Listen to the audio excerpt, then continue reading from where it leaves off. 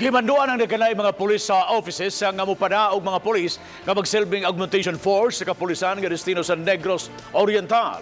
Si Chelo Valera sa report. Nakadawat og kamanduan ang Mandaue City Police Office gikan sa Police Regional Office 7 nga mupada og dugang mga pulis nga kasamtangang idestino sa lalawigan sa Negros Oriental.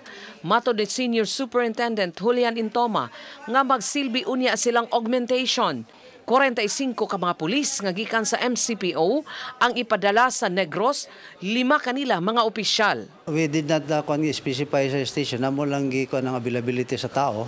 Man naka-generate may og 40 ka PNCOs and 5 ka PNP officers. Gipasalig ni Intoma nga dili apektado ang operasyon sa matag police station nga gikuhaan nila og mga pulis. Sa Station 1 sa MCPO, 5 ka mga pulis ang gikuha gikan kanila. Destino sila sa Negros sud sa tulong ngadto sa 5 ka adlaw.